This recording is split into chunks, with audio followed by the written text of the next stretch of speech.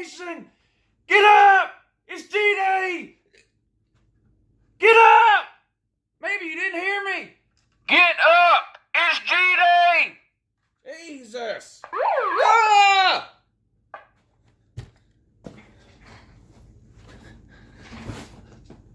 Good morning! It's Uncle Lou here. Yeah, that's right. It's me, Uncle Lou, and I'm live for you on LouTube today. Thanks for watching, and it is G-Day, the annual Georgia Bulldogs Spring Game 2019 edition. Today, live in Athens, Georgia, Sanford Stadium, 2 p.m. And Uncle Lou can't go. And if you guys have been watching me for a while, you know this is devastating news for me. I've let you guys know a bunch of times over the last few weeks, I'm unable to attend this year's G-Day game. But since I've been making these videos, 4 or 5 years, whatever, I say the same things every year around this time. There is nothing like G-Day. It is so much fun. It's totally different than a regular like game day atmosphere. And game days are great for obvious reasons in their own right, in their own respect. But if you've never been to a spring game, if you're watching this video right now and you can make it to Athens by 2 o'clock today, go. It is so much fun. You will not regret it at all. It's free to get in. Your kids will, there's all kinds of stuff going on around campus today to do with your kids. Tailgates, the whole 9 yards. If you've never been, if it's too late for you to go this year, try to make plans to go next year. You will not regret it. I'm very disappointed that I can't go, but like I've mentioned over the last few weeks, today also happens to be Mrs. Lou's birthday. Now, normally Miss Lou goes with me to the spring game. We take Luanna Lou Jr. up there. We have a great time. And there has been years before where her birthday has been either on the same day as the spring game, or maybe it's been a day or two before. And typically what we do here in the Lou household is if someone's birthday falls on during the week, we celebrate it that next Saturday. And when that has happened, Miss Lou has still gone to the spring game with us. And she has a good time up there, too, even though she really couldn't give, two country hoots or holler about football. She does have a good time at the spring game. It's a lot of fun up there. But her actual birthday is today. Easter, of course, is tomorrow. So I made the decision a couple of months ago and went ahead and told her that we would skip the spring game for this year. And I woke up this morning and I said, I can't believe I'm not going to the spring game. But it is what it is. I know a lot of you guys are probably already there, or you're on your way there now. Maybe you went up last night. You're leaving in a little bit to go, whatever the case. I hope you guys have a great time. And could the weather be any better? My only complaint about the spring game over the last few years has been the heat. It's been really hot the last few years. Supposed to be great weather today, mid-50s, I think, maybe close to 60. Be a great day up there. I hope a lot of you are going. I'm going to talk for a few minutes about what I want to see today in the spring game. Of course, I'll watch it on TV. I may not be able to watch all of it live because we got some stuff planned for Mrs. Lou's birthday, but I've got it DVR'd, so if I'm not able to catch it live, I'll catch up on it this evening. And tomorrow morning for you guys, I'm going to do a recap, sort of what I thought about the game today, certain players, how they look, things like that. But I want to talk just briefly today about sort of what I'm looking for in today's game. Now, first off, I ruffled a few feathers in a couple of different places over the last week by making the comment that I think attendance is going to be down this year. I hope I'm wrong. I hope there's 100,000 people there like there was a couple of years ago. 2 years ago there was 100,000 people there, whatever it was.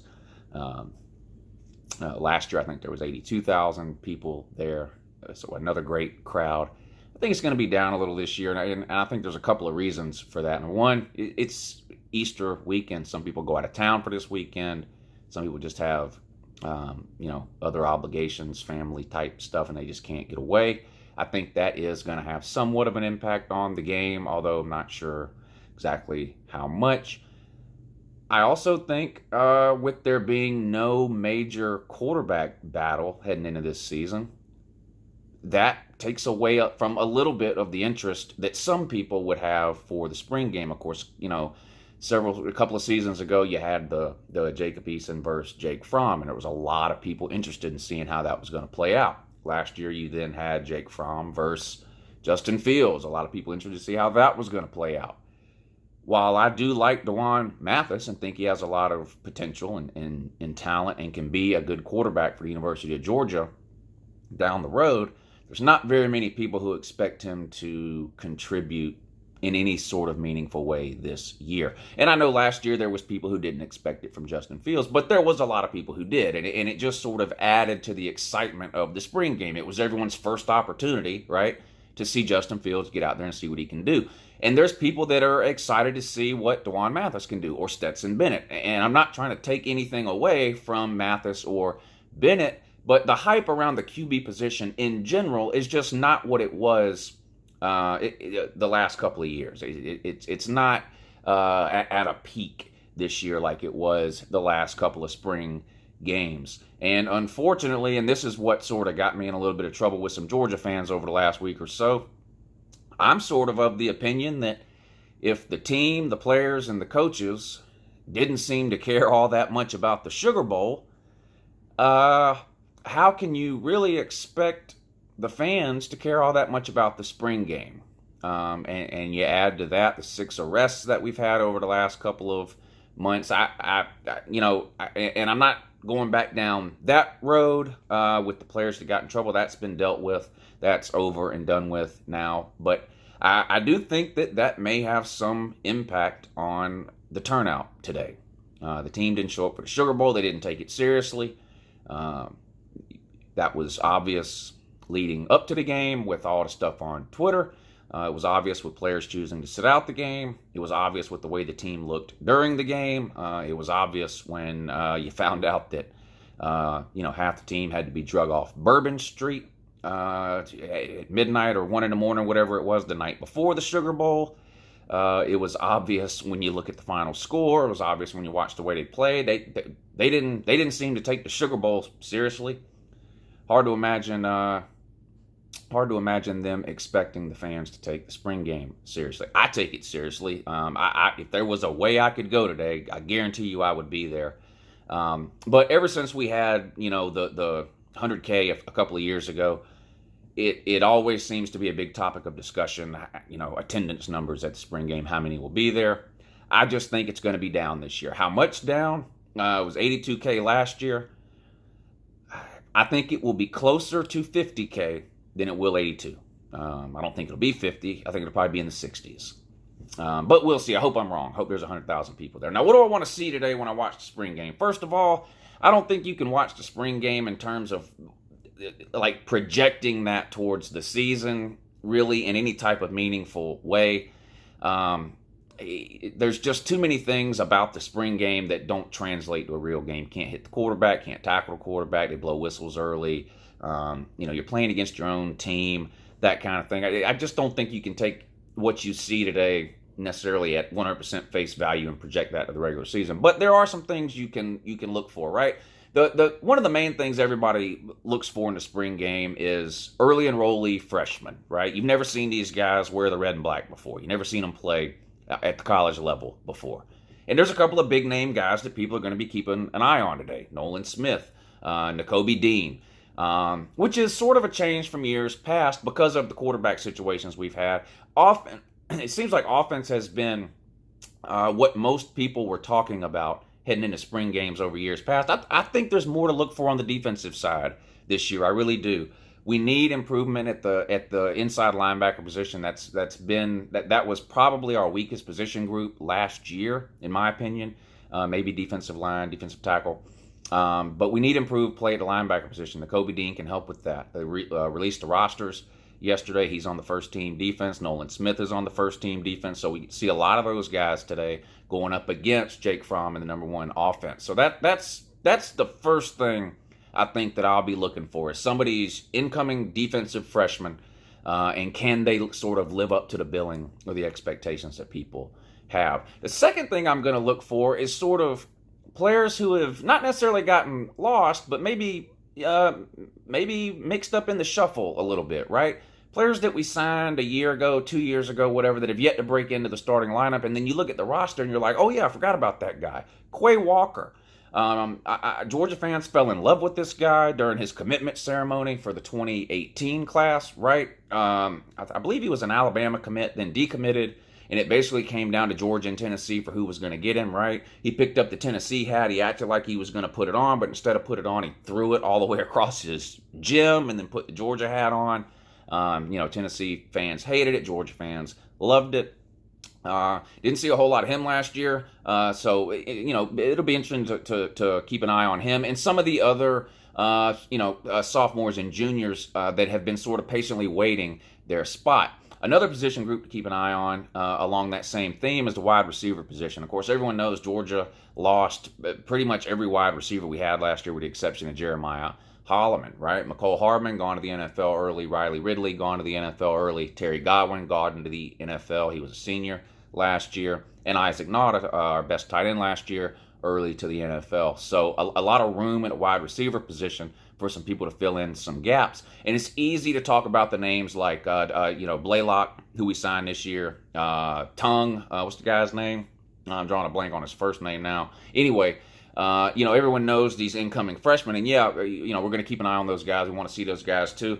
But you got a lot of names at the wide receiver position who were highly recruited in last year, in the 2018 class and even the 2017 class.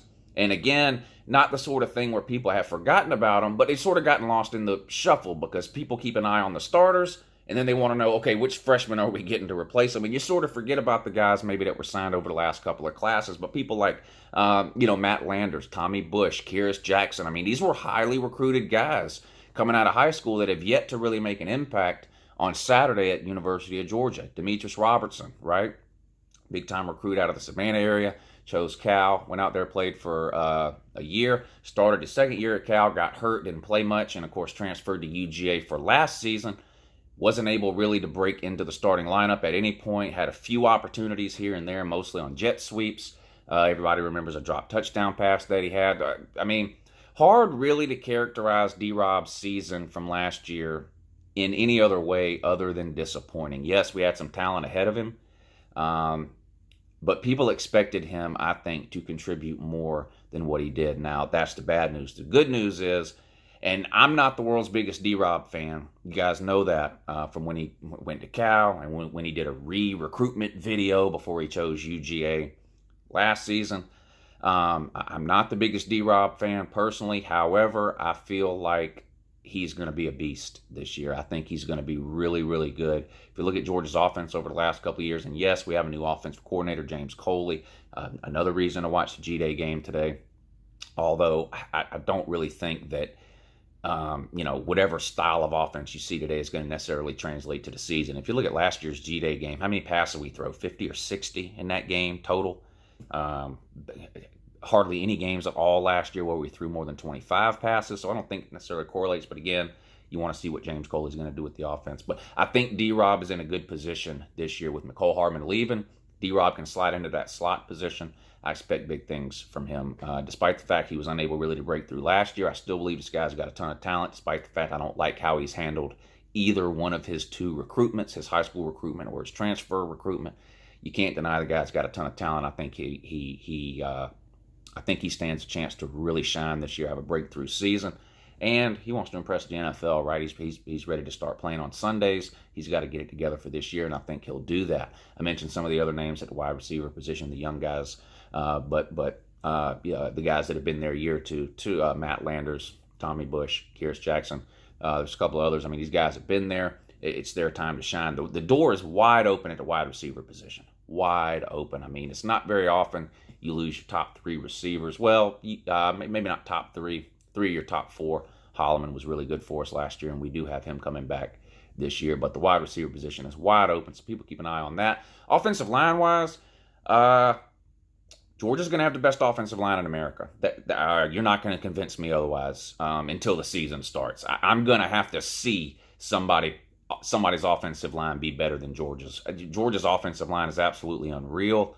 I think we have 5 NFL players on our offensive line this year, and I think we have 2 or 3 backups that will be in the NFL one day. The center position is really the only one that I have any sort of concern about. We lose Lamont Gaillard, who started at center for a few years for us. Lamont Gaillard, not the most talented guy, not going to make it in the NFL, but he was reliable. He could snap the ball, right? And he was able to block and do what he needed to do against most teams that we played. He sort of got dominated by Alabama. That game stands out. But anyway, he's gone. You replace him with Trey Hill. Now, Trey Hill played a little bit last year when Gaillard had a minor injury. Trey Hill had some problems snapping the ball. Now, talent-wise, I think he's miles above Gaillard when it comes to blocking. But listen, when you play center, step one, snap the ball. It doesn't matter how good of a blocker you are at the center position if you can't successfully complete the snap. So we got to get that worked out. But you look on either side of him. Ben Cleveland, Cade Mays, Solomon Kinley, Andrew Thomas, one of, if not the best offensive lineman in America, Andrew Thomas. Andrew Thomas is the most talented player on Georgia's roster, by the way, period. People don't like to talk about it because it's offensive line or whatever, and you want to look at a quarterback or a running back or a wide receiver or a linebacker or something like that because those are more exciting and flashy players. Andrew Thomas, by far the most talented. This guy's an automatic lock, first-round pick, top 10. You just hide and watch. He's the most talented player on our team. He'll be at the left tackle spot. You got big Isaiah Wilson holding down the right side. Kid from New York. Georgia's offensive line, it'll be the biggest in the SEC. It'll be the best in the SEC, and my money is on Georgia's offensive line to be the best in America. So it'll be fun to sort of. I mean, you've got some people that aren't going to start that would start almost anywhere else. Jamari Sawyer, I didn't even mention this guy. This is a 5-star out of high school a couple of recruiting classes ago. This guy's an absolute beast. He's having a hard time breaking into the starting lineup because you got people like Ben Cleveland, Cade Mays, Solomon Kinley. As far as Cade Mays goes, already one of the best run-blocking linemen in the SEC. He needs to work on his pass protection a little bit, his hand and his footwork, that kind of thing, sort of the finesse blocking. He's an absolute bulldozer in the run game, though. The offensive line just bordering on unfair. Quarterback position, we all know what we have with Jake Fromm. There's no sense really in talking much about that. Nothing you see in the spring game today from Jake Fromm is going to mean anything for the regular season. We've seen what he can do. You're going to be watching DeJuan Mathis and, of course, Stetson Bennett to see what they can bring in the unfortunate event that Jake Fromm should suffer some sort of an injury, which, knock on wood, we hope he doesn't. He's the guy this year. He has to be. Other defensive things I'll be keeping an eye on today, the secondary. We need a leader to emerge on the defensive side of the ball, don't we, Georgia fans? We really need a leader over there. Ton of talent over there. Ton of talent. I mean, probably top to bottom, probably the most talented defense we've ever had. Now, yes, we've had years where we have players that are better maybe than anyone over there. Roquan, Leonard Floyd, Jarvis Jones. I mean, we go on and on and on with, individual players on a defense from a certain year that were really, really talented. But you look at the roster top to bottom of the defensive side of the ball, hard to find another UGA team with a defense this talented here. But we need some leadership over there. J.R. Reed, a senior. I look for him to really step up this year. J.R. Reed, a perfect example of a guy who doesn't have the most talent in the world, but he's got a ton of experience, and he's sort of like a quarterback back there in the secondary. Last year, other than DeAndre Baker and J.R. Reed, the rest of the secondary was pretty young, and you can see J.R. Reed back there and almost, right before every single snap, sort of directing the DBs, almost like a traffic cop, making sure people were lined up correctly, things like that. Richard LeCounte, unbelievable talent. Ceiling through the roof, this guy, Richard LeCounte. He's got to learn how to tackle, right? I mean, this guy will take your head off. He's one of the hardest hitters in the SEC, but he had a problem tackling in the open field last year. He tends to want to hit people and knock them down. In high school, you can do that when you're bigger than everybody. In the SEC, it don't work that way. You got to learn to wrap these people up. I affectionately gave Richard LeCounte the nickname the human pinball last year because I don't think I've ever seen somebody bounce off so many people as Richard LeCounte did. But he's a perfect example of a guy who's in the right place almost every single time. If he can work on his tackling technique a little bit, I think he's got a chance to be one of the best safeties in the SEC. Talked about the inside linebacker position already, Nakobe Dean, Quay Walker, probably two of the most talented inside linebackers we have. We've got a couple of guys with a little bit more experience. We'll see what happens there. And, of course, Nolan Smith on the outside. You add him with some of the freshmen from last year like Brenton Cox, Adam Anderson. We got a few other guys there, too. I think Georgia's pass rush will be night and day difference this year to last year. We heard all the excuses Georgia fans made last year. Georgia was last in the SEC in sacks and pretty much last in America for the majority of the season in sacks. And some of these rainbow and unicorn Georgia fans, oh, well, it's just not part of our game plan, woo, sack the quarterback. We just want to affect the quarterback. Yeah, best way I know how to affect the quarterback is to sack him.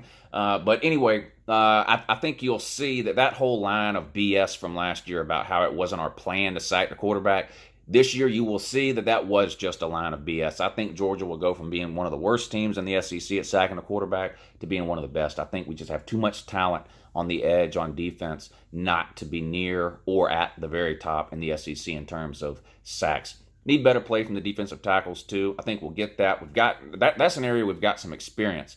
I think we'll be okay there. Nose tackle, I liked the young kid last year. It was Jordan Davis. Was that his name? I think so. He was kind of raw last year, but he got a ton of playing time. He has a lot of room for improvement, and I think we'll see that this year. Anyway, those are a few of the things I'll be keeping an eye on. Running back situation, you know what you have. The only question mark really about Georgia's running back situation is number 2. That's it. And unfortunately, the guy that I think is going to be the number 2 isn't playing today, and that's Zamir White. Of course, this guy tore his knee up twice in a 10-month period. Not the same knee, different knee. Tore his knee his senior year in high school, rehabbed it for about 8 months, and then about 2 weeks before the season started this last year, he tore his other knee. So the guy's been in rehab for a year and a half straight. Talent-wise, I've never seen anything like it. I've talked about this a million times. Look up Zamir White's highlights on YouTube if you haven't seen them. It's unbelievable. If he gets anywhere close to 100%, he'll immediately be one of the best running backs in the SEC and in America. And I think for Georgia to get where they want to go this year, they need him. So he won't be playing today. They're going to ease him back in. I don't expect us to see a whole lot of DeAndre Swift today either, because we're just in a position where we really can't afford to get him hurt. After that, of course, Brian Herrien. You've got some younger guys back there. More question marks at the running back position going into this season for Georgia than any year probably since 2012 or 11 or 12, Gurley's first year when Gurley and Marshall came in, right? When we really didn't know what we were going to have with them. Of course, we found out later. I love Swift. Swift's one of the best running backs in America, but Georgia has had this 2 running back approach for a while now, and we right now, outside of Zamir White, we don't really have that established second guy. I mean, you know what you're going to get with Brian Herrien. He's reliable. He gives 120% of his effort on every single play. I love Brian Herrien. I've loved this kid since the day he got there. He's had to work for every snap Brian Herrien has ever taken. He's had to fight and scratch and claw for. I mean, I can't say enough good things about Brian Herrien, but the reality of the situation is just in terms of talent, he's just nowhere near DeAndre Swift or Zamir White. I do think we'll see a lot of Brian Herrien this season because of his experience and things like that, but we need Zamir White to get ready for the season, but you're not going to see that. You're not going to see that today. Anyway, if you guys are there, headed there, about to be going there. Anyway, if you're going to the spring game today, I hope you guys have a great time. Take some pictures, send them to me some kind of way if you can. Email them to me. If you're on my Twitter or my Facebook, message them to me or whatever. You guys send me some good pictures, and if I get any good pictures from you guys from the game, I'll try to include them in tomorrow's video. I'm going to make a recap video, hopefully about the same time tomorrow morning, talking about what I saw in the game, what I liked, what I didn't like, that kind of thing, sort of wrap up the 2019 spring practice. But anyway, you guys have a great time at the game today. I really hate that I can't be there. It's so much fun, the spring game. Shout out to all the guys at the Psychology Building parking lot where I tailgate. Man, I'm going to miss hanging out with you guys today, but I know y'all are going to have a great time, some great food, and some great people. Anyway, enjoy the game, and I'll see y'all tomorrow morning. Have a good morning.